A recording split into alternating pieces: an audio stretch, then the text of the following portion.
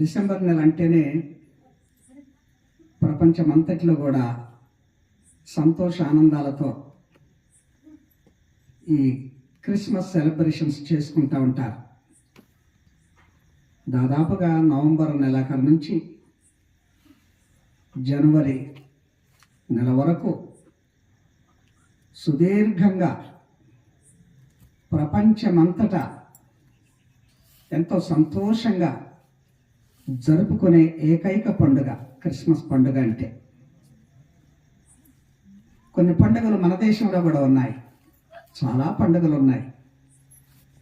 ఏ పండుగ అయినా ఆ దేశానికి పరిమితంగా ఉంటుంది. ఒకే పండుగ అన్ని దేశాల్లో ప్రపంచవ్యాప్తంగా జరుపుకునే పండుగ క్రిస్మస్ పండుగ. అంత మాత్రమే కాదు, క్రైస్తవ వ్యతిరేక దేశాలలో కూడా క్రిస్మస్ పండుగ జరుగుద్ది.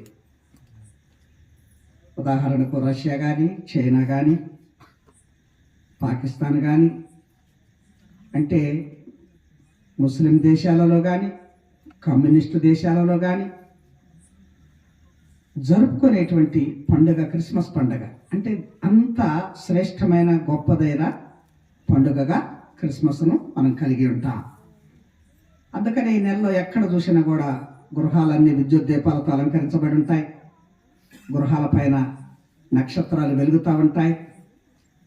గృహాలలో సంతోషానందాలతో మరి ప్రజలందరూ కూడా విందులు, మరి సంతోషదాయకమైనటువంటి ఆ వస్త్రాలు, ప్రేమ సహవాసాలు కలిగి క్రిస్మస్ క్యారల్స్తో, క్యాండిల్ సర్వీసులతో ఎంతో వారి యొక్క సంతోషాన్ని షేర్ చేసుకుంటూ సెలబ్రేట్ చేసుకునే ఒక శ్రేష్టమైన పండుగ క్రిస్మస్ పండుగ. అటువంటి క్రిస్మస్ పండుగను ఈ దినాలలో చాలామంది క్రిస్మస్ వచ్చింది అని అంటే యేసు ప్రభు పుట్టాడు అని, ఆయన పశువుల శాలలో పశువుల తొట్టిలో పరుండిన బాలుడుగా ఉన్నాడని, కొంతమంది సమాజాలు ఇంకా ఆయనను బాలయేసుగా, బాలుడుగా ఆయనను పూజిస్తూ ఉంటారు, ఆయనకు జోలలు పాడుతూ ఉంటారు. చివరకు యేసు ప్రభువుకు బారసాల కార్యక్రమాలు చేసే ప్రోగ్రామ్స్లోనికి క్రిస్మస్ వెళ్ళిపోతూ ఉంటుంది. ఎందుకు ఆయన ఈ లోకంలో పుట్టాడు? వాస్తవంగా ఆయన పుట్టలే, పుట్టటానికి పంపబడ్డాడు. ఎందుకంటే తండ్రి అయిన దేవుడు మానవ జాతి పాపము వలన ఆ దేవునికి మానవ జాతికి సంబంధము తెగిపోయినప్పుడు అట్టి మానవ జాతిని మరలా తనతో సమాధానపరచుకోవటానికి ఆ యొక్క ప్రభువును ఆయన ఈ లోకములో జన్మించుట కొరకు పంపాడు. చాలామంది యేసుక్రీస్తు పుట్టాడు అని అంటారు. ఆయన ఆది అంతములు లేనటువంటి వాడు, ఆల్ఫా ఒమేగా అని చెప్పినటువంటి వాడు యేసు ప్రభు. ఆయన ఎలా పుడతాడు? ఆయన కూడా దేవుడయ్యుండి, అయితే మనుషులు ఆయన ఈ లోకములో నరావతారిగా పుట్టడానికి ముందే ఆయన దేవుడు అనే సంగతి చాలా మందికి తెలియదు. కనుక ఆయనను ఏదో పుట్టాడని క్రిస్మస్ సెలబ్రేషన్స్ ఈ దినాల్లో మనం చాలా మంది అదే చేస్తూ ఉంటాం. ఎందుకంటే అనంతుడైన దేవుడు పరిమితి కలిగిన మానవుడి మధ్య ఏర్పడినటువంటి ఈ గ్యాప్ ఏదైతే ఉందో, ఈ కమ్యూనికేషన్ ఏదైతే కట్ అయిందో, ఎందుకని మన ఆది పితరులైనటువంటి హవ్వ, ఆదాములు వారు చేసిన పాపం వలన వాళ్ళు ఏదైనా తోటలో నుంచి బయటకు తోలివేయబడినప్పుడు, పాపము చేత మానవుడు దేవుని సన్నిధిలో నుంచి బయటకు పంపివేయబడ్డప్పుడు ఆ పాపము దేవునికి మనుషునికి మధ్య పెద్ద అగాధం ఏర్పడింది. అది ఎంత పెద్ద అగాధం అంటే అనంతమైన అగాధము. ఈ అనంతమైన అగాధములో ఒక మనుషుడు, పరిమితి కలిగిన మనుషుడు, పరిమితి లేని అనంతమైన దేవుని యొద్దకు మరలా పోవాలనంటే అసాధ్యం. అందుకనే ఆ దేవాది దేవుడే ఆయన ఏమయ్యాడంటే యేసు ప్రభువును శరీరధారిగా ఈ లోకములో జన్మింప చేయటానికి పంపబడిని ఆయన పుట్టినటువంటి వాడు యేసుక్రీస్తు. ఎందుకంటే దేవుణ్ణి మనము ఎప్పుడు కూడా విడదీయలేము. లోకంలో చాలా మంది, కొంతమంది అంటారు, కొంతమంది ప్రశ్నలు వేస్తూ ఉంటారు, తండ్రి కుమార పరిశుద్ధాత్ముడు అని. అంటే తండ్రి దేవుడు, కుమారుడైన దేవుడు, పరిశుద్ధాత్మ దేవుడు. వాస్తవమే, తండ్రి దేవుడు వేరు, కుమారుడైన దేవుడు వేరు, పరిశుద్ధాత్ముడు వేరు. కానీ కొంతమంది లేదు, ఆ తండ్రే కుమారుడు, ఆ కుమారుడే పరిశుద్ధాత్మ, ఈ ముగ్గురు ఒకటే అనేటువంటి బోధనలు కూడా ఉంటాయి. కానీ సత్యవాక్యంలో అలా లేదు. తండ్రి అయిన దేవుడు, కుమారుడైన దేవుడు, పరిశుద్ధాత్మ దేవుడు. అయితే ఆ దేవుడు విభజింపబడిన రీతిలో ఉంటాడు. ఈ సత్యం చాలా మందికి తెలియదు. దేవుణ్ణి విభజించలేము. అలాగనుకుంటే 3 కోటి దేవతలు ఉన్న ఈ భారతదేశంలో క్రైస్తవులకు కూడా 3 దేవుళ్ళ? ఈ ప్రశ్న వస్తుంది. అది తప్పు. 3 దేవుళ్ళు కాదు, దేవుడు ఒక్కడే. మనం ఇంతకుముందు చూసుకున్నాం ఎఫెసీ పత్రిక 4వ అధ్యాయం 4, 5, 6 వచనాల్లో. సంఘము ఒక్కటే, దేవుడు ఒక్కడే, బాప్తిస్మం ఒక్కటే, విశ్వాసం ఒక్కటే. ఎక్కడైనా కూడా దేవుడు ఒక్కడే ఉంటాడు. అయితే ఆ దేవుడిలో బహుళత్వం ఉంది. పాలిథియిజం అనేటువంటి సంగతి ఉన్నది. ఇది చాలా మందికి తెలియదు. ఈ సత్యం ఎరక్క మూల భాషలోనికి వెళ్ళి మూల సత్యాలు ఎరగక ఉండేటువంటి వాళ్ళు దేవుడు ఒక్కడే, ఆయనే తండ్రి, ఆయనే కుమారుడు, ఆయనే పరిశుద్ధాత్ముడు అంటారు. అది తప్పు. దేవుళ్ళు ఒక్కడే అయినప్పటికీ కూడా ఆయన విడదీయరాని ఒక త్రిత్వముగా ఒకే దేవుడుగా ఉన్నటువంటి వాడు. ఆ దేవుడే మానవుడికి దేవునికి మధ్య ఏర్పడిన ఆ యొక్క అగాధాన్ని పూడ్చివేయటానికి, ఈ లోకమునకు మరలా మనుషుల్ని దేవునితో సమాధానపరచటానికి వచ్చినటువంటి ఒకే ఒక రక్షకుడు. అందుకనే దేవునికిని నరులకును మధ్యవర్తి ఒక్కడే, ఆయన యేసుక్రీస్తు. అటువంటి దేవుణ్ణి ఈ దినాల్లో చాలా మంది క్రిస్మస్ ఆయన పుట్టాడు అని ఆయన పశువుల శాలలో పరుండబెట్టడము, బారసాల కార్యక్రమాలు చేయటము, ఇది కాదు. అంటే ఆయన ఒక కుమారుడుగా శిశువుగా పుట్టడానికి ముందే ఆయన దేవుడు అనే సంగతిని చాలా మంది ఎరగలేకపోతారు. చూడండి, మీరు మత్తయి సువార్త 2వ అధ్యాయం 10, 11 వచనాలు గమనించినప్పుడు ఆ మాట చదవండి ఒకసారి. వారా నక్షత్రమును చూచి అత్యానంద భరితులై ఇంటిలోనికి వచ్చి తల్లి అయిన మరియను ఆ శిశువును చూచి సాగిలపడి ఆయనను పూజించి తమ పెట్టెలు విప్పి బంగారమును, సాంబ్రాణిని, గోళమును కానుకగా సమర్పించిరి. చూడండి, ఎవరు వీళ్ళు? మహాజ్ఞానులు తూర్పు దేశం నుంచి వచ్చారు. వారు ప్రవచనాల ప్రకారము లోక రక్షకుడైనటువంటి వాడు, మానవులను రక్షించేటువంటి వాడు ఈ లోకములో పుట్టాడు. ఆయన ఎక్కడ అన్నప్పుడు ఆకాశంలో వెలిసిన ఆ నక్షత్రాన్ని జాడబట్టుకొని అది నడిపించిన రీతిలో వాళ్ళు వచ్చి ప్రభు దగ్గరకు వచ్చి వాళ్ళు ఏం చేశారు? వాళ్ళు సాగిలపడి ఆయనను పూజించి అతి శ్రేష్టమైన కానుకలు, ఆయనకు ఏదో బర్త్డే కోసం కానుకలు ఇవ్వటం కాదు, సమర్పించారు. ఆ మాటలో ఉన్న తేడా గమనించండి. సమర్పించారు అంటే అత్యంత భక్తిభావంతో ఆ ప్రభువును పూజించారు, అంటే ఆరాధించటం. నేటి దినాల్లో ఎంతమంది ఆరాధిస్తున్నారు? అసలు క్రిస్మస్ అంటే ఏంటి? క్రైస్ట్ మస్ అంటే క్రైస్ట్ మాస్ అంటే క్రీస్తును ఆరాధించుట. మాస్ అనే మాటకు పూజించుట లేక ఆరాధించుట అని అర్థం. మాస్ అంటే అదేదో పాటలాగా మమ మాస్ కాదండి, అది MASS మాస్ అది. కానీ ఇది MAS మాస్. ఈ మాస్ అంటే పూజించటం, ఆరాధించటం. కనుక ప్రభువును పూజించి ఆరాధించారు వాళ్ళు. అక్కడ ఉన్నదేమో శిశువు, కానీ వీళ్ళు వచ్చిన జ్ఞానులు ఆయన దేవుడుగా గుర్తిస్తున్నారు. నేటి దినాలలో యేసు ప్రభువును దేవుడిగా చాలా మంది గుర్తించలేకపోతున్నారు. కానీ వాళ్ళ జ్ఞానులు ఆయన దేవుడుగా గుర్తించి సాగిలపడి పూజించి ఆరాధించి ఆయనకు కానుకలు, విలువైన కానుకలు. ఈ దినాల్లో అంటే అవి మనకు తేలిక కావచ్చు, కానీ ఆ దినాల్లోనే ఆ బంగారము, సాంబ్రాణి, బోళము అనేటువంటిది విలువైన కానుకలు. వాటిలో కూడా ఆత్మీయమైన అర్థాలు ఉన్నాయి.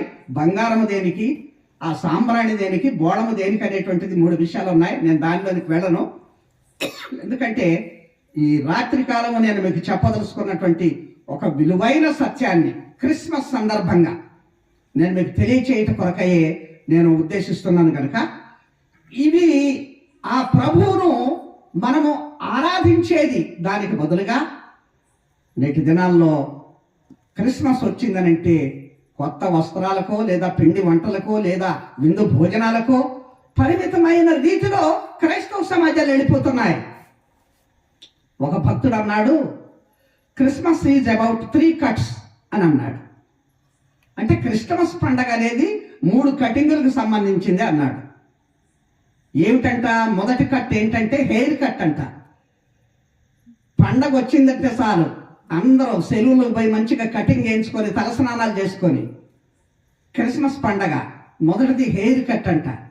రెండవది కేక్ కట్ అంట. కేకులు కట్ చేస్తారు, క్రిస్మస్ కేకులు. సంవత్సరం అంతటిలో డిసెంబర్ నెలలో క్రిస్మస్ రోజున అమ్ముడుపోయిన అన్ని కేకులు స్వీట్ షాప్ వాడికి ఎక్కడ అమ్ముడుపో, ఎక్కడ చూసినా కేకులు, కేజీలు. కనుక క్రిస్మస్ పండగ అంటేనేమో కటింగ్లు వేసుకొని శుభ్రపడి మంచి వస్త్రాలు వేసుకొని చేసుకునే దానిగా భావిస్తారు కొంతమంది. కేక్ కటింగ్, కేకులు కట్ చేస్తారు. ఇక 3వ కట్ ఏంటో తెలుసా? Foul cut. ఫౌల్ అంటే కోడి, చికెన్. క్రిస్మస్ పండగ వస్తే మంచిగా కోళ్ళు కట్ చేసుకుంటాం, చికెన్ కట్ చేసుకుంటాం. కనుక ఒక పెద్ద ఆయన చెప్పిన మాట, క్రిస్మస్ పండగ అంటే ఈ 3 కటింగ్లకు సంబంధించి. కానీ ఆ ప్రభువు ఈ లోకానికి వచ్చి మన కొరకు కటింగ్ అయిపోయాడు. అది 4వ కటింగ్. ఇది తెలియదు చాలా మందికి. ఈ 3 కటింగ్లోనే ఉంటారు క్రిస్మస్ అంటే. కనుక మనం తెలుసుకుందాం, క్రిస్మస్ పండగ యొక్క ఆరాధన అనేది కనిపించట్లే.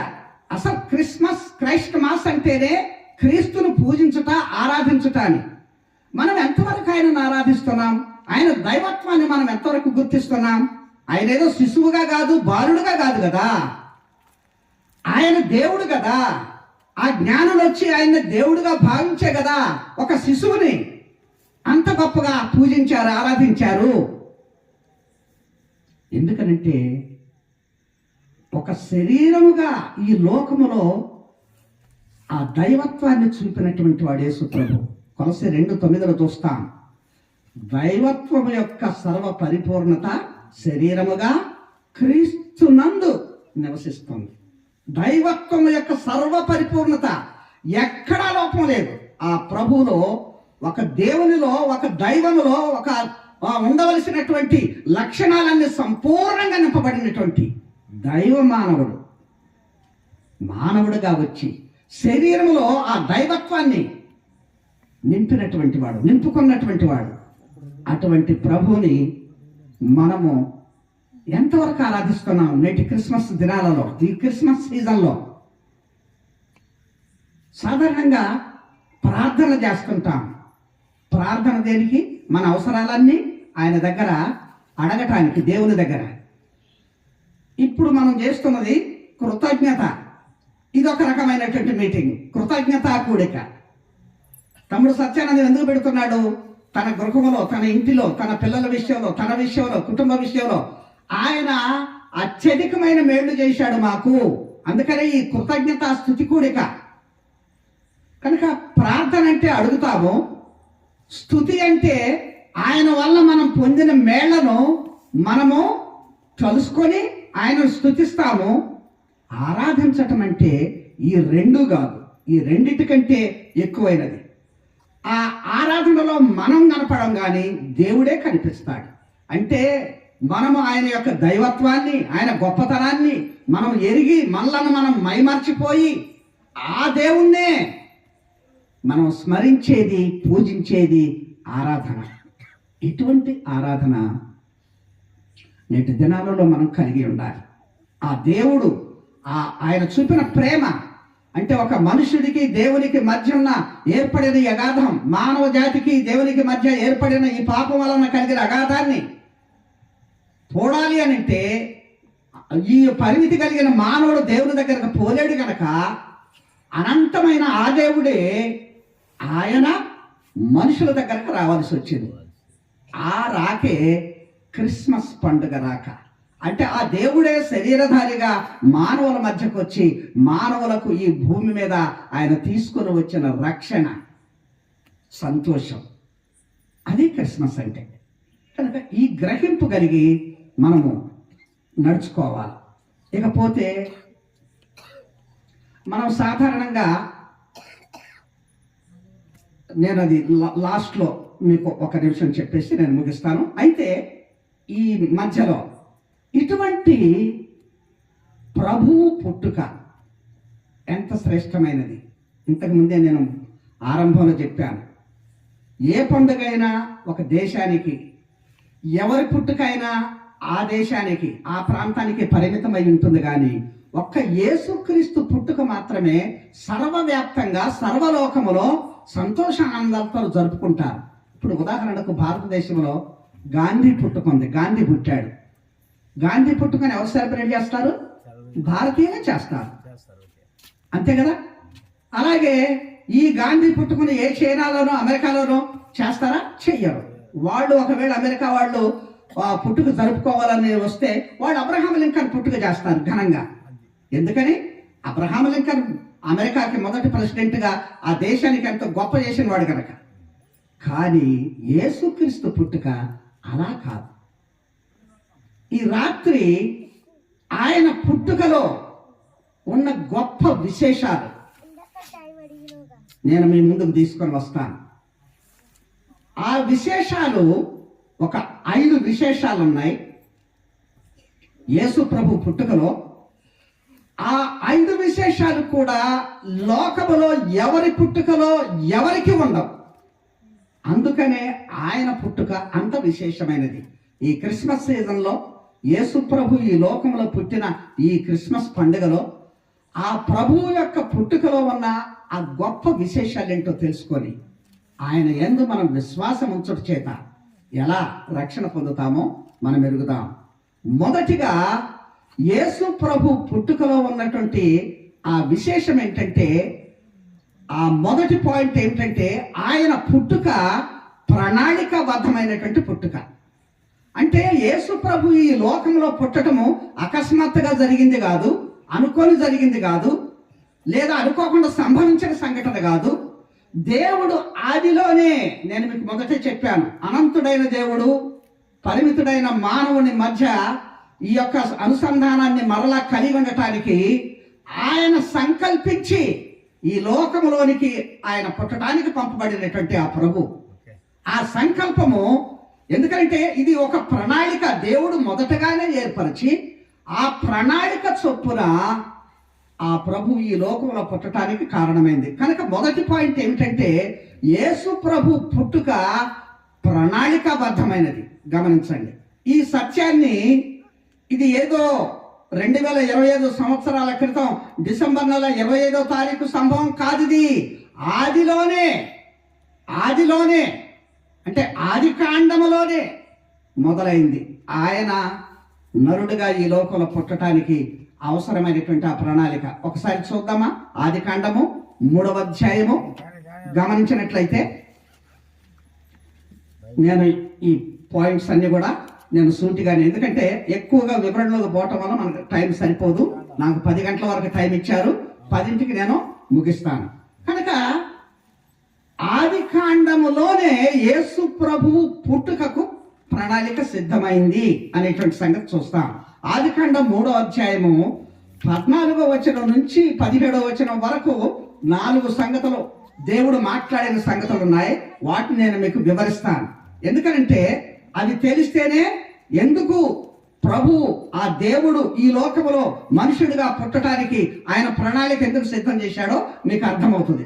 అక్కడ ఈ వచనాలలో అంటే దేవుడు అవ్వ ఆదాము పాపము చేసిన తర్వాత వాళ్ళని ఏదెని తోటలో నుంచి బయటకు పంపటానికి ముందు వాళ్లతో మాట్లాడిన మాటలు ఈ వచనాల్లో మనకు కనిపిస్తాయి. ఆయన నలుగురితో మాట్లాడతాడు. ఆదాముతో మాట్లాడతాడు, హవ్వతో మాట్లాడతాడు, సర్పముతో మాట్లాడతాడు, సాతానుతో మాట్లాడతాడు. ఈ 4 మాటల్లో చివరి మాట ప్రాముఖ్యమైనదిగా ఆయన ప్రణాళిక, అంటే ఆయన పుట్టడానికి ఆ ప్రణాళిక ఏంటో ఆ 4వ మాటలో ఉంటది, మీరు గమనించుదురు. కానీ మొదటిది ఏంటంటే, దేవుడు మొట్టమొదటిసారి ఆదాముతో మాట్లాడతాడు. వాళ్ళు పాపము చేసిన కారణాన వాళ్ళు ఏదెని తోటలో నుంచి పంపివేయబడటానికి ముందుగా ఆదాముతో దేవుడు ఏమి మాట్లాడాడో అక్కడ 17వ వచనంలో చదవండి. ఆయన ఆదాముతో నీవు నీ భార్య మాట విని తినవద్దని నేను నీకు ఆజ్ఞాపించిన వృక్ష ఫలమును తింటివి కనుక నీ నిమిత్తము నేల శపింపబడి ఉన్నది. ప్రయాసముతోను నీవు బ్రతుకు దినములన్నీ దాని పంట తిందువు. చదువు ఇంకా. అది ముండ్ల తుప్పలను గచ్చ పొదలను నీకు మొలిపించును. పొలములోని పంట తిందువు. నీవు నేలకు తిరిగి చేరు వరకు నీ ముఖము చెమట కార్చి ఆహారము తిందువు. చాలు. ఆదాముకి శాపం ఇచ్చేశాడు దేవుడు. ఆదామా, నీవు తినవద్దన్న పండు తిన్నావు, ఆజ్ఞను అతిక్రమించి పాపం చేశావు కనుక నీకు ఏదైతే ఇంతవరకు ఎట్లుంది, వాళ్ళు మహిమ శరీరంతో దేవునితో దివ్యమైన సంతోషదాయకమైన సహవాసం కలిగి ఆ ఏడేని తోటలో వాళ్ళు నిత్యము ఆనందిస్తున్న వాళ్ళ బ్రతుకుల్లో ఎప్పుడైతే పాపము వారిలోనికి వచ్చిందో ఆ పాపమును బట్టి ఆదాముకు శాపం వచ్చేసింది. దేవుడు అంటున్నాడు, ఆదామా, నీవు నా ఆజ్ఞను అతిక్రమించి తినవద్దన్న పండు తిన్నావు కనుక ఇదిగో ఇప్పుడు నీ జీవితంలో నీకు కష్టమే. నీవు నీ చెమటోడ్చి బ్రతకాల, నువ్వు శ్రమపడి బ్రతకాల, భూమిని సేద్యం చేస్తావు, కానీ అది నీకు ముండ్ల పొదలను గచ్చ తుప్పలను ఇస్తుంది. నువ్వు చెమటోడ్చి శ్రమపడి బ్రతకాల. నీవు మంటికి వెళ్ళేంత వరకు, నువ్వు బ్రతికినంత కాలము వెళ్ళు. ఆదాముతో దేవుడు అన్నటువంటి సంగతి. ఇక రెండవదిగా ఆయన మరి హవ్వతో అన్నటువంటి హవ్వతో కాదు, ఆ సర్పముతో అన్నటువంటి మాట చూడండి. రెండవదిగా సర్పముతో 14వ వచనంలో రాయబడింది, గమనించండి. అందుకు దేవుడైన యెహోవా సర్పముతో నీవు దీన్ని చేసినందున పశువులన్నిటిలోను భూజంతువులన్నిటిలోను నీవు శపించబడిన దానవై నీ కడుపుతో ప్రాకుచు నీవు బ్రతుకు దినములన్నీ మన్ను తిందువు. సార్, సర్పానికి శాపం ఇస్తున్నాడు.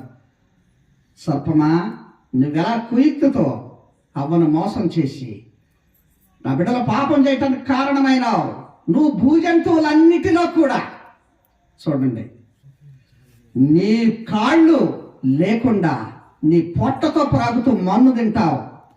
సర్పానికి జంతు స్థాయి నుంచి దిగజారిన స్థితిని శాపంగా ఇచ్చాడు.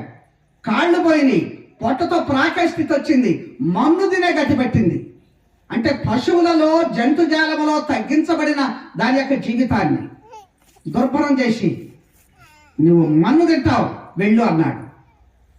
ఇప్పటికీ కూడా చైనా దేశ చరిత్రలో పాములకి కాళ్ళు ఉంటాయి, గమనించండి. అంటే ఒకప్పుడు సర్పాలకు కాళ్ళు ఉన్నాయి, ఒక జంతువుగా భావించబడ్డది.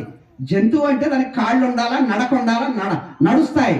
కానీ సర్పము నడవదు, దానికి కాళ్ళు లేవు. ఇప్పుడు మనం చూస్తున్నది ఇది ఎందుకు? దేవుని శాపము.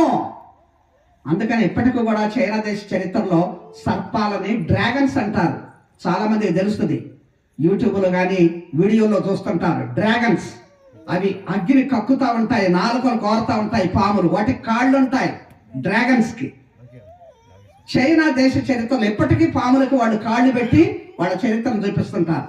అంటే సర్పానికి శాపం, ఆ రీతిగా సర్పానికి శాపం ఇచ్చేశాడు. ఇక మూడవదిగా హవ్వతో మాట్లాడుతున్నాడు దేవుడు. చూడండి 16వ వచనం, అక్కడ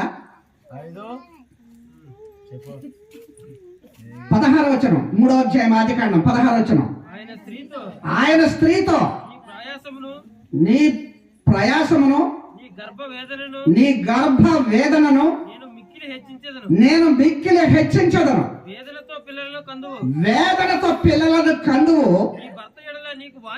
నీ భర్త ఎడల నీకు వాంఛ కలుగును, అతడు నిన్ను ఏలునని చెప్పాను. చాలు, హవ్వకు శాపం వచ్చేసింది. దేవుడు అంటున్నాడు, ఓ హవ్వ, నీవు కూడా ఆజ్ఞను అతిక్రమించి నీవు పాపము చేయటమే కాదు, ఆదాము కూడా పాపం చేయటానికి కారకురాలు అయ్యావు కనుక ఇదిగో నా శాపం అంటున్నాడు. నీ ప్రసవ వేదన నేను రెట్టింపు చేస్తా, వేదనతో పిల్లలను కంటావు. అందుకనే స్త్రీకి ప్రసవ సమయం ఎంతో బాధతో కూడినదిగా ఉంటుంది. మరొక జన్మ ఎత్తిన స్థాయికి వెళతారు స్త్రీలు. ప్రసవ వేదన అంత అధికం చేస్తా. నీ స్థితిని నేను అలా చేసి నీకు ఆ వేదన కలుగు చేస్తున్నాను కనుక వాంఛగలిగిన దానిగా లోకములో అనేక రకాలైనటువంటి చెడులకు కారణమైన రీతిగా నీ బ్రతుకు వెళ్ళిపోతుంటుంది. నీ వేదన ఎక్కువ చేస్తున్నాను, వెళ్ళు అంటాడు.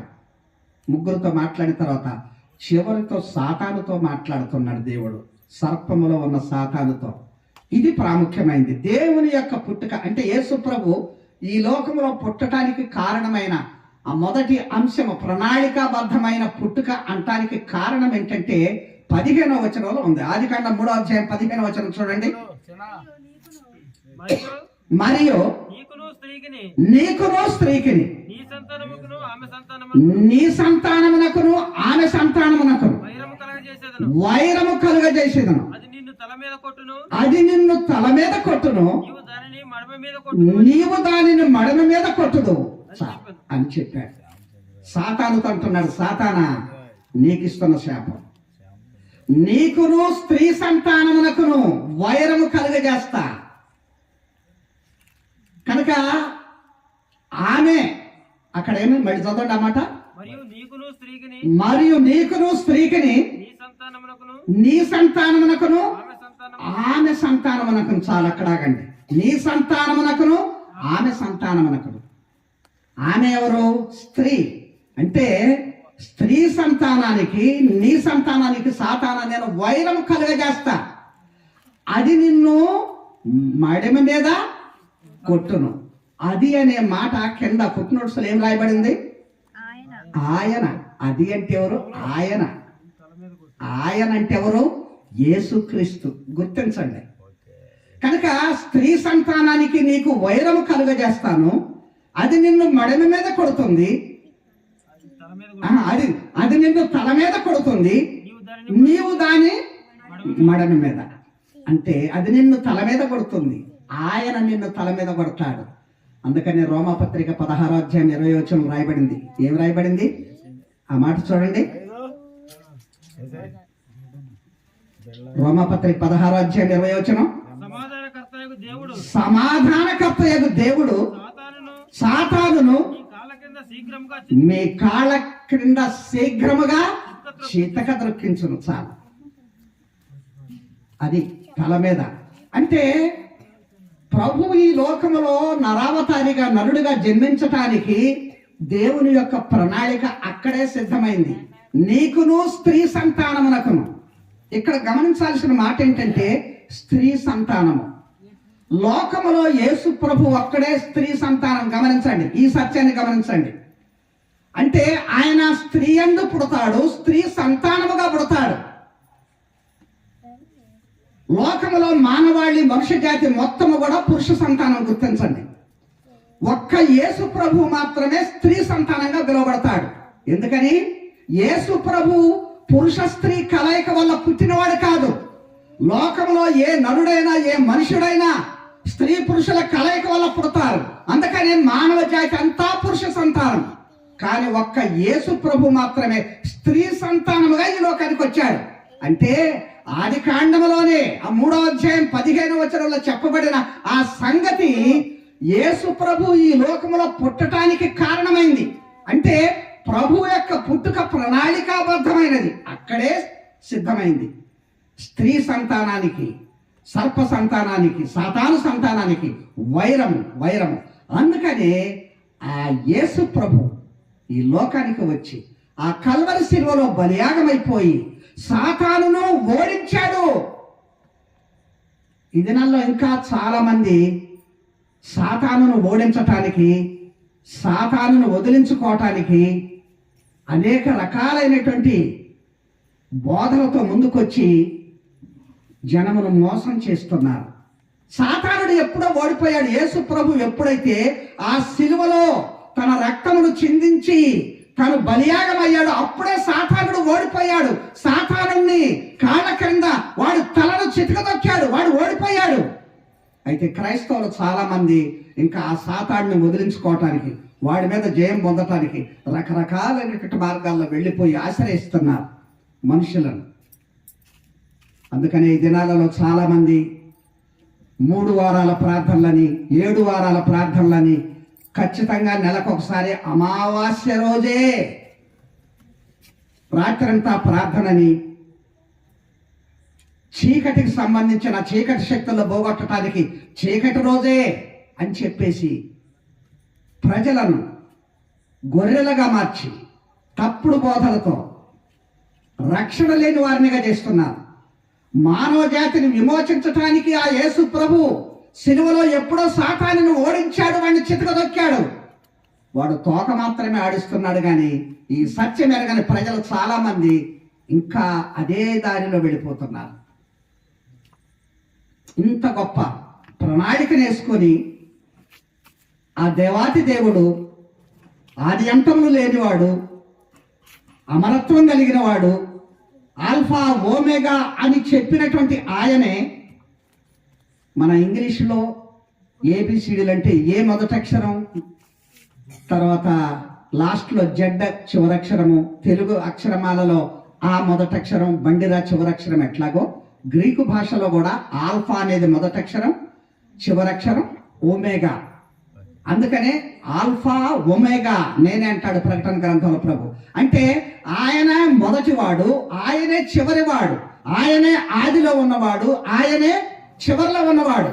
అందుకనే మేకా గ్రంథము 5వ అధ్యాయం 2వ వచనంలో ఆయన పుట్టుకను కూర్చున్న ప్రవచనం మనం చూస్తాం. బెత్లెహేము ఎఫ్రాతా, యోధా ప్రధానంలో నీవు అల్పమైన దాని అయినప్పటికీ ఇశ్రాయేలుని ఏలబోవాడు నీలో నుండి వచ్చును అని చివరిలో ఏమన్నాడో తెలుసా? అదే వచనంలో ఆయన పురాతన కాలము మొదలుకొని శాశ్వత కాలం వరకు ప్రత్యక్షపరచబడుతున్నవాడు. యేసు ప్రభు అంటే 2025 సంవత్సరాల క్రితము ఈ లోకములో పుట్టినటువంటి వాడు కాదు. మనం చేసుకునే క్రిస్మస్ పండుగ అది కాదు. ఆయన పురాతన కాలం మొదలుకొని శాశ్వత కాలము ఉన్నటువంటి వాడు. దేవత్వము శరీరంగా సంపూర్ణంగా నివసింపజేసి ఆయన వంటి వాడు మరొకడు లోకములో లేడు అని చెప్పినటువంటి వాడు. అటువంటి పుట్టుక ఆయనది. అందుకనే ఆయన పుట్టుక అంత విశేషమైనది. కనుక ఈ మొదటి విషయాన్ని మనం గమనించుకున్నామా అంటే ఆయన పుట్టుక ఎప్పుడో ఆరంభంలోనే నిర్ణయమైంది.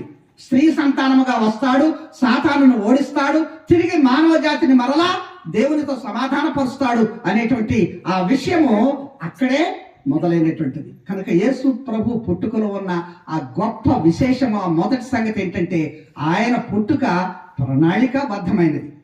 అంత మాత్రమే కాదు, అక్కడే కాదు, ఇంకా ప్రవచనాలు చాలా ఉన్నాయి ఆయన పుట్టుకల గురించి ముందే చెప్పినటువంటిది. మీరు సంఖ్యాకాండం 24:17లో చూస్తాం, నక్షత్రం యాకోబులో ఉదయిస్తుందని అన్నాడు. మీరు యెషయా గ్రంథం 7వ అధ్యాయం 14వ వచనంలో చూస్తాం, ఇదిగో కన్యక గర్భవతి కుమారుని కంటుంది అని. ఎన్నో ప్రవచనాలు ఉన్నాయి ప్రభు యొక్క పుట్టుకను గురించి. అయితే ఆయన పుట్టుక ప్రణాళికాబద్ధమైనది అనే సత్యాన్ని మనం తెలుసుకున్నాం. ఇక రెండవ విషయం ఏంటంటే ఆయన పుట్టుకలో ఉన్న గొప్ప విశేషము, ఆయన పుట్టుక పరిశుద్ధమైనది. గమనించండి, ఆయన పుట్టుక పరిశుద్ధమైనది. ఎందుకనంటే ఆయన పురుష సంపర్కము లేకుండా స్త్రీ సంతానముగా పుట్టుటకై ఆయన పరిశుద్ధుడిగా పుట్టినటువంటి వాడు. ఈ సత్యాన్ని గమనించండి.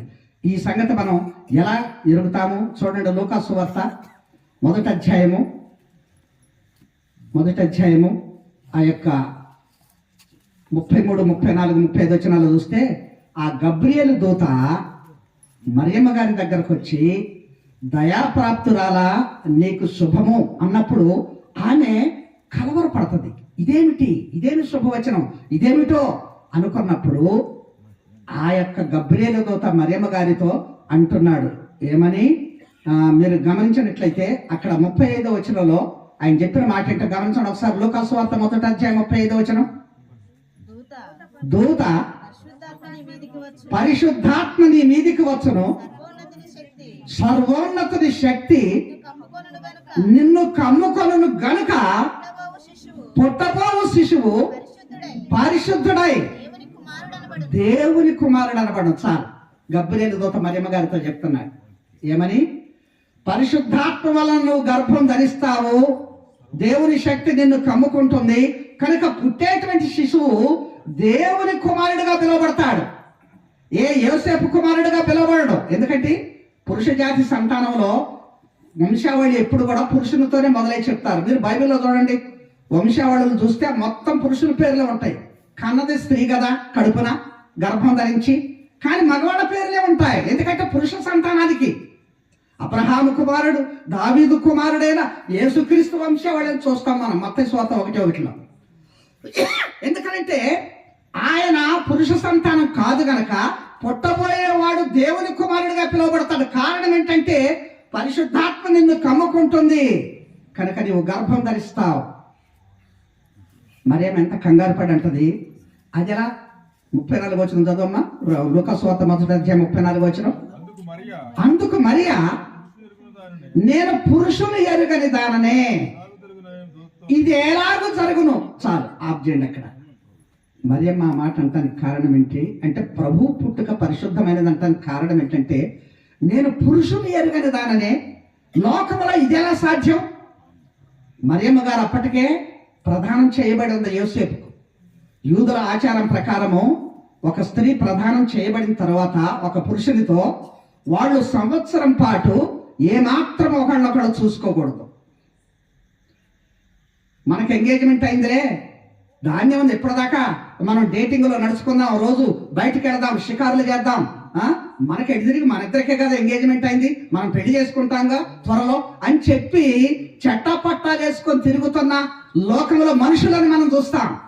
కానీ మరియమ్మ గారికి యోసేపుతో ప్రధానమైన తర్వాత వాళ్ళకున్న యూదాచార ప్రకారము, యూదుల యొక్క ఆచారం ప్రకారము ఆ యొక్క ప్రధానం చేయబడిన స్త్రీ గాని పురుషుడు గాని 1 సంవత్సరం పాటు ఏమాత్రం చూసుకోవటానికి వీలేదు. వాళ్ళు ఎక్కడన్నా దొంగసాటుగా కలుసుకున్నా, మాట్లాడినట్లున్నా, పట్టుకున్నారంటే వాళ్ళకు ప్రాణాపాయం. ఆ యొక్క మరి ఆ యోగాచారం ప్రకారం వాళ్ళని రాళ్లతో కొట్టి సంపాల్సిన పరిస్థితి వస్తుంది. అటువంటి నియమ నిష్ఠలో ప్రదానం చేయబడి ఉన్న మరియమ్మ గారు అంటుంది, నేను పురుషుని ఎరుగని దాననే, ఇది ఎలా సాధ్యం? అంటే నేను ఎలా కుమారుని కంటాను, నాకెలా ఇది సంభవం అవుతుంది అన్నప్పుడు గబ్రియేలు దూత ఆమెతో చెప్తాడు, పరిశుద్ధాత్మ శక్తి నిన్ను కమ్ముకుంటుంది కనుక ఆ సర్వోన్నతుని శక్తి నిన్ను కమ్ముకున్నప్పుడు నువ్వు గర్భం ధరిస్తావు, పరిశుద్ధాత్మ వలన నువ్వు కుమారుడిగా అంటావు. అందుకనే ఆయన దైవ కుమారుడిగా, దేవుని కుమారుడిగా పిలువబడతాడు. చూడండి, ఆమె ఎంత ఖచ్చితమైనటువంటి పరిశుద్ధత కలిగిన స్త్రీగా ఉందో. అందుకనే దేవుడు ఆమెను ఎన్నుకున్నాడు మరియమ్మను. లోకంలో అంతమంది స్త్రీలుంటే ఆ దేవుడు, ఆ ప్రభు ఆమె గర్భాన్ని పుట్టడానికి కారణం ఏంటంటే ఆమె యొక్క పరిశుద్ధ జీవితాన్ని చూచాడు, ఆమెను ఎన్నుకున్నాడు. అందుకనే అంటాడు, దయాప్రాప్తురాలా నీకు శుభము. ఎంత పరిశుద్ధమైన పుట్టుక యేసు ప్రభుది. అందుకనే ఆయన పుట్టుక పరిశుద్ధమైనది. ఇది రెండవ విషయంగా మనం చూస్తున్నాం యేసు ప్రభు పుట్టుకలో ఉన్న గొప్ప విశేషం. ఇక మూడవ విషయానికి వస్తాను నేను. యేసు ప్రభు పుట్టుక పరలోక సంబంధమైనది. గమనించండి, ఆయన పుట్టుక పరలోక సంబంధమైనది. కారణం ఏంటంటే యేసు ప్రభు ఎక్కడ పుట్టాడు? బైబిల్లో ఎక్కడ, ఏ ప్రదేశం? బెత్లెహేంలో పుట్టాడు. అదే పశువుల పాకలో, అది రైటు. కానీ ఆయన పుట్టిన ప్రాంతము బెత్లెహేము. వాస్తవంగా మరియమ్మ యోసేపులు బెత్లెహేము వాసులు కాదు. వాళ్ళు ప్రజా సంఖ్యను వ్రాయబట్టడానికి జనసంఖ్య కోసం కైసర్ ఐగుస్తు వాళ్ళని ఆజ్ఞ అయింది కనుక వాళ్ళు నజరేతు నుంచి బెత్లెహేముకు పోయినారు. ప్రజలందరూ అక్కడ చేరారు. సెన్సస్ నమోదు జరుగుతూ ఉంది. ఈమె ప్రసవ సమయము, ఇబ్బందిగా ప్రసవ వేదన పడుతుంది. సత్రంలో స్థలం లేదు. చివరకు పశువుల శాలలో ప్రభు జన్మించే అది దేవుని ప్రణాళిక కనుక ప్రభువు జన్మ, ఆయన పుట్టుక పరలోక సంబంధమైనదానికి కారణం ఏంటంటే యూదులలో ఒక ఆచారం ఉంది. ఆ ఆచారం ఏంటంటే వాళ్ళు మగ సంతానానికి ఎక్కువ ప్రాధాన్యత ఇస్తారు. అందుకని బైబిల్ గ్రంథంలో మగ సంతానము, మగ వంశావళుల గురించే వ్రాయబడుతూ ఉంటుంది. కనుక మగ సంతానం కలిగినప్పుడు ఒక శిశువు, ఒక మగ పిల్లవాడు పుట్టినప్పుడు యూదుల ఆచారం ప్రకారం ఆ పిల్లవాడు ఏ ఊరిలో పుడితే ఆ ఊరు వాళ్ళు వచ్చి పాటలు పాడి సందడి చేస్తారు. గమనించండి, ఏ ఊరిలో పుడితే ఆ ఊరు వాళ్ళు వచ్చి ఆ పిల్లవాడి యొక్క పుట్టుకను గురించి సంతోషంగా పాటలు పాడి సందడి చేస్తారు. కానీ యేసు ప్రభు బెత్లెహేములో పుట్టినప్పుడు బెత్లెహేము వాళ్ళు వచ్చి అక్కడ పాటలు పాడి సందడి చేసినట్టుగా లేదు. పోనీ ఆయన నజరేతు వాళ్ళు కదా, ఇక్కడికి వచ్చేదో ఆయన కాన్పు గన్నది అని నజరేతు వాళ్ళు వచ్చి అక్కడ పోయి పాటలు పాడినట్టుగా లేదు. యెరూషలేము దేవుని పట్టణము కదా, యెరూషలేము నుంచి ఎవరన్నా వచ్చి పాడారంటే ఎవరు పాడలే.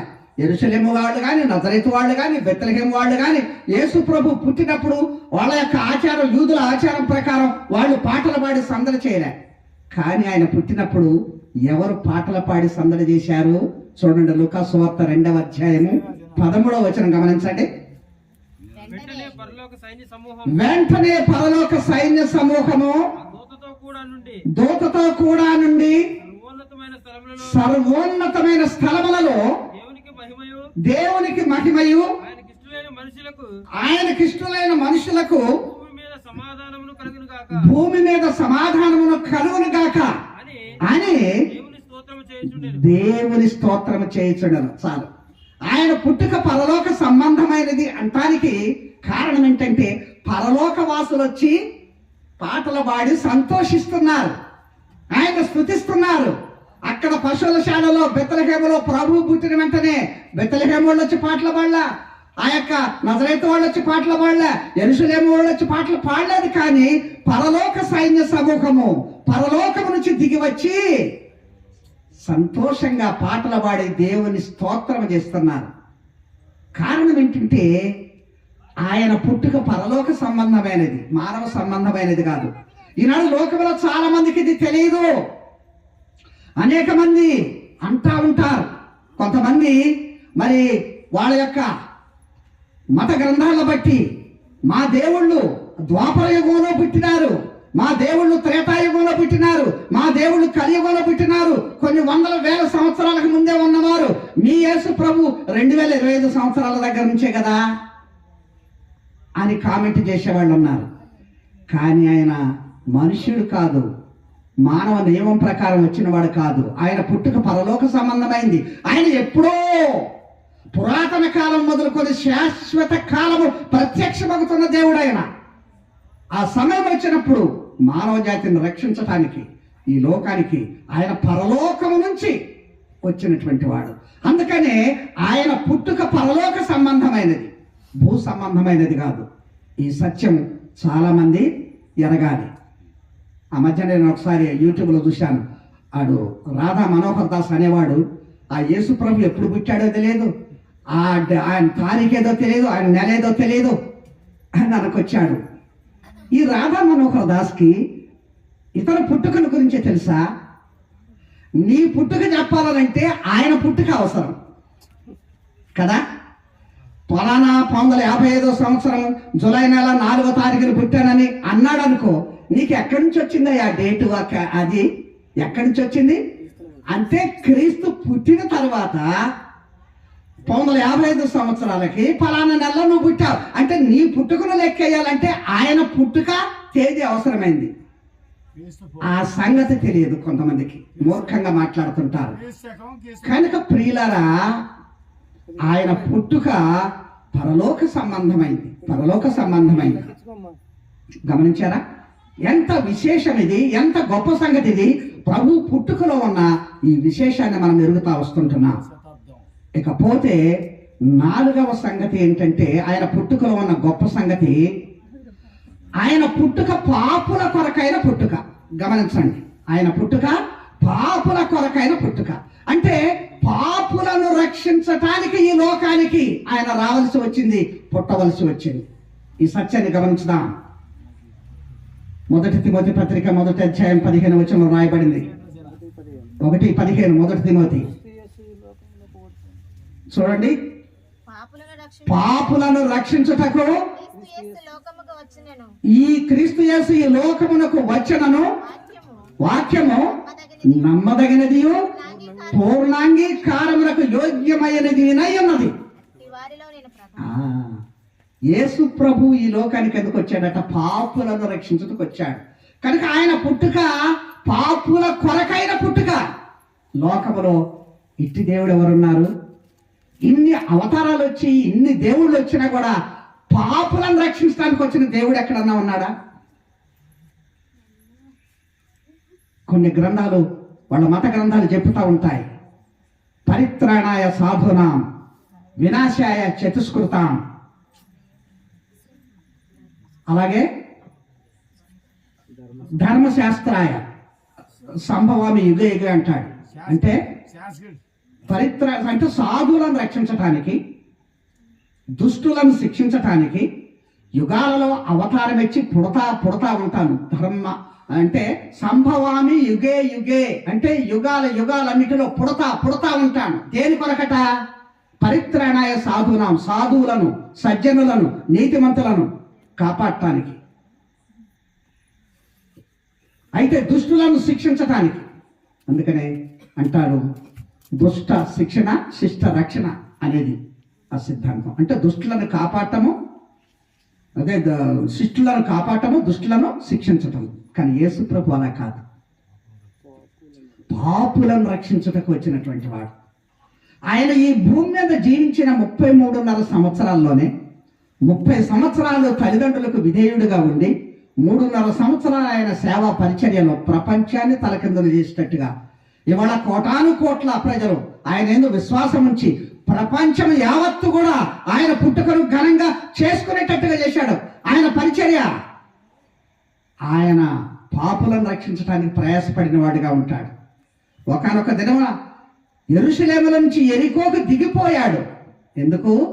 యెరికోలో ఒక పాపాత్ముడు ఉన్నాడు, జక్కయ్య. అతన్ని రక్షించటానికి అక్కడికి వెళ్ళి జక్కయ్యను పిలిచాడు. ఒకానొక దినమున మండు వేసవిలో ఆ సుకారము ఊరిలో యాకోబు బావి దగ్గరికి వెళ్ళాడు. ఎందుకు?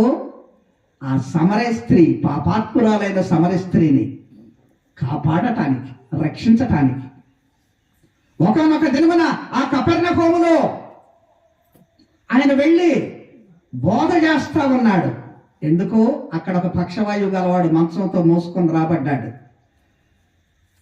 పక్షవాయువు, రోగము, వ్యాధి ఏదైనా పాపమునకు సాదృశ్యం బైబిల్లో. అంటే అతను పక్షవాతం అనే పాపముతో ఉన్న ఆ మనుష్యుణ్ణి రక్షించటానికి కపెర్నహూముకి వెళ్ళాడు. అందుకనే వాడు ఏదైతే ఆశించి వచ్చాడో దాన్ని ప్రభు అనలే, ఒరే బాబు నీకు స్వస్థతనిస్తున్నా, నువ్వు లేచి నీ పరిపెత్తుకొని నడువు అని అనలే. వెంటనే ముందుగా ప్రభు ఏమన్నాడు? అక్కడ మీరు గమనించినట్లయితే, మీరు యోహాను సువార్త 2వ అధ్యాయంలో అక్కడ ఉంది, 5వ వచనంలోనేమో, కుమారుడా నీ పాపములు క్షమించబడి ఉన్నాయి అని చెప్పి అప్పుడు అంటాడు, నీవు లేచి నీ పరిపెత్తుకొని నడువు. అంటే వాడి పాపాలు క్షమించబడాలా, ఒక పాపి రక్షించబడాలా. యేసు ప్రభు యొక్క పరిచర్య, ఆయన ప్రయాణము, ఆయన ప్రయాస ఒక పాపిని రక్షించటానికి. అందుకనే యేసు ప్రభు యొక్క పుట్టుక పాపుల కొరకైన పుట్టుక. లోకములో ఏ దేవుడన్నా, ఏ అవతారం అన్నా ఉన్నదా? ఒక పాపిని రక్షించటానికి అవతారం ఎత్తినటువంటి దేవుడు ఎక్కడైనా ఉన్నాడా? అది ఆయన పుట్టుకలో ఉన్న గొప్ప విశేషం. కనుక ప్రియమైనటువంటి వారలారా, ఇటువంటి సత్యాలు ఎరగని స్థితిలో ఆయన ఇంకా మనము ఒక బాలయేసుగాను, ఆయన ఈ యొక్క క్రిస్మస్లో పుట్టాడు గనక క్రిస్మస్ పండుగని ఈ విధానంలో జరుపుకుంటాము అనేటువంటి ఆలోచనతో మనం ఉంటాము. కానీ ఆయన ప్రణాళిక ఎంత గొప్పది. మానవ జాతిని రక్షించటానికి, దేవునికి మానవ జాతికి మధ్య ఏర్పడిన ఆ యొక్క దూరాన్ని ఆయనే నరుడిగా వచ్చి మరలా కలపటానికి ఆయన నిర్ణయించిన ఆ ఘడియ, ఆ సమయం ఆయన పుట్టుకగా ఈ లోకంలో సంభవించింది. కనుక ఇది 4వ విషయంగా చూశాం. యేసు ప్రభు యొక్క పుట్టుక పాపుల కొరకైన పుట్టుక. చివరగా 5వ సంగతి చెప్పి నేను ముగిస్తాను. యేసు ప్రభు పుట్టుక చరిత్రను విభజించే పుట్టుక. గమనించండి, చరిత్రను విభజించే పుట్టుక. ఆయన పుట్టక ముందు ఈ చరిత్రకు ఆధారాలు లేవు, ఈ లిఖితాలు లేవు, మనుషుల దినాలు లెక్కించే ప్రణాళిక లేదు.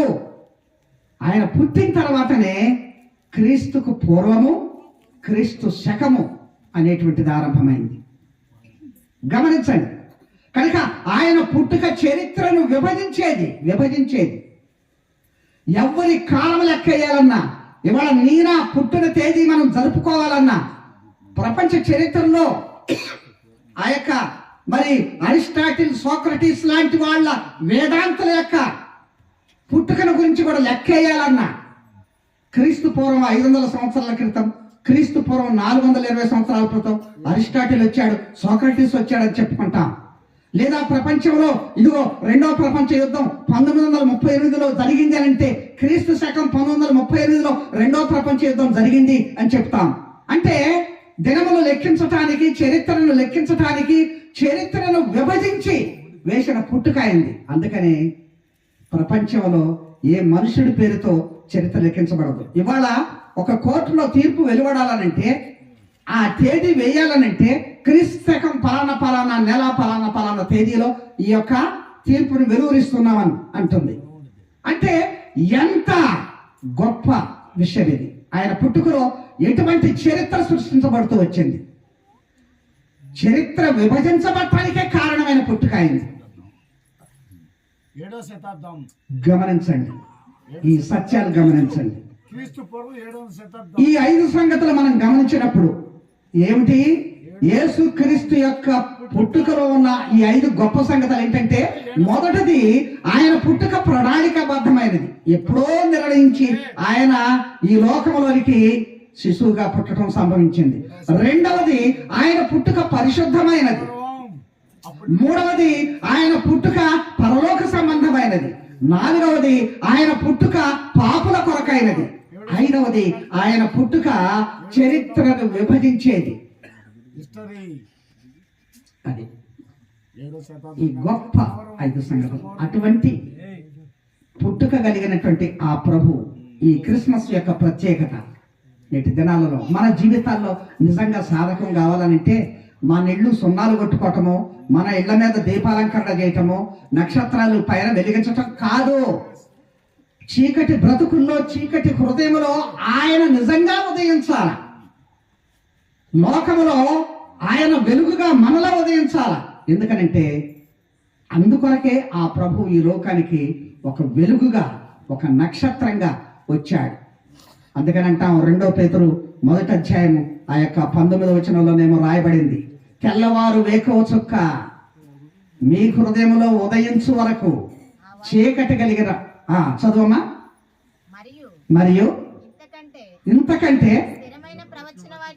స్థిరమైన ప్రవచన వాక్యం మనకున్నది. తెల్లవారు వేకువ చుక్క మన హృదయములలో ఉదయించు వరకు ఆ వాక్యము చీకటి గల చోటున వెలుగునిచ్చు దీపమైనట్టున్నది. కనుక చాలు, తెల్లవారి ఆ వేకువ చుక్కగా, ఆ నక్షత్రంగా ఈ లోకములో ఉద్భవించిన పుట్టినటువంటి ఆ ప్రభువు మన హృదయాలలో ఉన్న ఆ చీకటి పారదోలటానికి మనం ఆయన హృదయంలో చేర్చుకోవాలి. అందుకనే ఈ వాక్యం అనేటువంటి దీపము మనల్ని ఏం చేస్తుందనంటే ఆ సత్యములకు నడిపించడానికి దేవుడు నేటి దినాలలో ఈ శ్రేష్టమైన పరిశుద్ధ గ్రంథం ఇచ్చాడు. దాని ద్వారా ప్రభు మన హృదయాల్లో జన్మించాల. ఈ లోకములో ఆయన పుట్టాడు, మంచిదే, సంతోషంగా సెలబ్రేట్ చేసుకుంటున్నాం. కానీ నిజమైన క్రిస్మస్ సంతోషము మన హృదయంలో జనించినదిగా, ఆ ప్రభు మన హృదయంలో జన్మించిన వాడిగా ఉంటే అది నిజమైన ఆనందం. ఆ ఆనందము ఎంతో అద్భుతంగా ఉంటుంది. అది మనం అనుభవించాలి. ఈ రాత్రికాల సమయంలో ఇంత గొప్ప ప్రణాళిక వేసుకొని ఈ లోకానికి వచ్చి ఆ యేసు ప్రభు సాతానును సిలువలో ఓడించి నీ కొరకు నా కొరకు ఆయన పరిశుద్ధ రక్తాన్ని చిందించి మన కొరకు ప్రాణం పెట్టిన ఆ ప్రభువుని మనం ఎంతగా ఆరాధిస్తున్నాం. భూ సంబంధమైన మేళ్ల కోసం కాదు. ఇవి కొద్ది కాలం ఉంటాయి, పోతాయి. కానీ ఆ తర్వాత నరకానికి పోయే పరిస్థితి. కనుక లోపల రక్షించబడిన అనుభవం కావాలి, మారు మనసు పొందిన అనుభవం కావాలి. భూ సంబంధమైన మేళ్లకు కాదు. స్వస్థత మహోత్సవాలను బోర్డు పెడతారు, పరిగెత్తుకొని పోతాం. మంచిది, ఎందుకంటే దేవుడు కొన్ని వరాలు ఇస్తారు. ఒక్కొక్కరు కృపావరాలు నానా విధాలు. స్వస్థత వరం ఇస్తే దాన్ని కొంతమంది దుర్వినియోగం చేస్తున్నారు. ప్రభు ఏమన్నాడంటే, నేను మీకు ఉచితంగా ఇచ్చా, ఉచితంగా మనుషులకు పంచండి అని అంటే వాళ్ళు దాన్ని లాభం కోసం వ్యాపారంలాగా మార్చేసుకొని ఆ యొక్క అద్భుతమైన వరాన్ని సంపాదించుకోవటానికి ఉపయోగిస్తున్నారు. అందుకనే నేటి దినాల్లో నూనె బొడ్లకు గిరాకీ ఎక్కువైపోయింది. నూనె బొడ్లు కొనుక్కొచ్చుకోవటము, దస్తీలు కొనుక్కొచ్చుకోవటము. మొన్న ఒక సహోదరుడు అమెరికా పోయిండు, మా సేవకులలో ఒక ఆయన. అక్కడ ఉన్న మిత్రుడు కలిసి చెప్తున్నాడట, ఆంధ్రాలో ఉన్న ఆయన తల్లి, అన్నా ఒక సంగతి, మా అమ్మ ఎక్కడో స్వస్థత మీటింగులకు పోయి ఒక దస్తీ కొనుక్కొచ్చుకుంది. అది తెచ్చి మీద పెట్టుకొని పడుకుంటే రోగమంతా పోద్ది, నీళ్లు వస్తాయని చెప్పి మా అమ్మ ఆ దస్తీని 4 సంవత్సరాల నుంచి అలాగే మీద పెట్టుకొని పడుకుంటుంది. అది మురికి బట్టి అది చాలా ఇబ్బందిగా ఉన్నది. వాష్ చేస్తే ఆ ప్రభావం ఎక్కడ పోద్దు, దాంట్లో ఉన్న మహత్యం ఏడబోద్దునని మా అమ్మ ఆ దస్తీని అసలు వాష్ చేయటం లేదు. నువ్వన్నా చెప్పన్నా వెళ్ళి మా అమ్మకు, ఏంటన్నా ఇది అంటే ప్రజలని మోసం చేస్తున్నటువంటి తప్పుడు బోధకులు. ఉపయోగం ఏముంది? కోర్స్ దేవుడిచ్చిన వరాన్ని ఉపయోగించావు, నువ్వు స్వస్థతనిచ్చావు, నువ్వు స్వస్థత పొందినావు. నీ బ్రతుకు మారకపోతే, నీ జీవితం మారకపోతే, నువ్వు మారు మనసు పొందకపోతే, యేసు ప్రభుకు నీకు నిజమైన రక్షకుడిగా లేకపోతే నీకు వచ్చిన ఆరోగ్యం ఏం చేస్తుంది? నీకు వచ్చిన వ్యాపారంలో లాభం ఏం చేస్తుంది? నీకు వచ్చిన ఐశ్వర్యం ఏం చేస్తుంది? ఇవి తాత్కాలికం కదా. ఇవన్నీ అయిన తర్వాత మళ్ళీ నరకానికి పోతావు కదా, రక్షణ మారు మనసు లేకపోతే. యేసు ప్రభువుని రక్షకునిగా ఎరిగిన నిజమైన అనుభవం కావాలా. ఇది ఈనాడు లోకంలో ఎంతమంది కలిగి ఉంటున్నారు?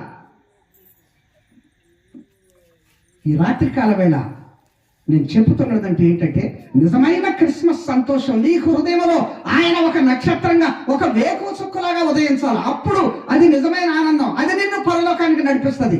నీ బ్రతుకు మారటం చేత. మన బ్రతుకు మారదు, మన క్రియలు మారవు, మన నడవడిక మారదు. ఉపయోగం ఏముంది? మనం చేసే భక్తి మనకు ప్రయోజనం కానప్పుడు. కనుక ఈ సత్యం ఎరుగుదాం. కనుక ప్రేమైనటువంటి వారులారా, ఈ సత్యాలు ఎరిగి జీవితాన్ని మార్చుకొని నిజమైన క్రిస్మస్ సంతోషం ఈ క్రిస్మస్ సీజన్లో ఒక డిసెంబర్ నెలలోనే ఉంటుంది, లేదా డిసెంబర్ 25వ తారీఖునే ఉంటుంది ఈ గొప్ప సంతోషం. నేటి దినాల్లో ప్రజలు తమను తాము కనపరుచుకోవటానికి గుళ్ళకు వస్తూ ఉంటారు, కానీ అసలైన యేసు ప్రభుకి అక్కడ మహిమ లేకుండా చేస్తూ ఉంటారు. మనం ఏం చేసినా మనుషుల నిమిత్తం కాదు చేయాల్సింది, ప్రభు నిమిత్తం. కొలసి 3:23 అంటాడు, మీరు ఏం చేసినా మనుషుల నిమిత్తం కాదు, ప్రభు మహిమ కొరకు ఇష్టంగా సంతోషంగా చేయండి. ఏ పని చేసినా ఎప్పుడు ఆయనకి ఇష్టం ఉంటుంది? ఆయనకి ఇష్టంగా మనం జీవించినప్పుడు. ఆయన పుట్టినప్పుడు కూడా ఆయన ఇచ్చిన వాగ్దానం అదే. లూకాసు వార్త 2:14 భూమి మీద ఆయనకి ఇష్టం లేని వారికి సమాధానం అన్నాడు. ఆయన పుట్టడం వల్ల నీకు సమాధానం వచ్చిందా? నువ్వు ఆయనకి ఇష్టంగా జీవిస్తే కదా నీకు ఆ సమాధానం క్లెయిమ్ అయ్యేది, దక్కేది.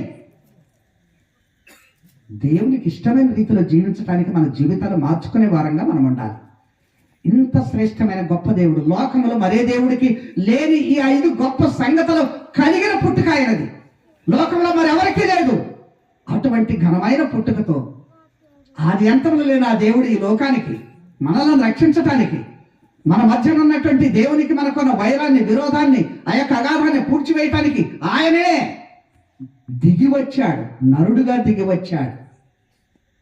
ఇది ఎంత గొప్ప అద్భుతమైనటువంటి సంగతి. కనుక లోకంలో మనం నిజమైన ఆరాధన కలిగి జీవించాలి. ఆయన్ని ఆరాధించేటువంటి జీవితం కలిగి ఉంచాలి. విగ్రహారాధనకు ఆరాధనకు అదే తేడా. లోకంలో చాలా మంది విగ్రహారాధన అంటే మనం సృష్టించుకున్న దేవుళ్ళని చేసేటువంటి ఆరాధన విగ్రహారాధన. ఆరాధన అంటే మనలను సృష్టించిన దేవుణ్ణి ఆరాధించేది ఈ ఆరాధన. నువ్వు ఏ ఆరాధన కలిగి ఉంటున్నావు?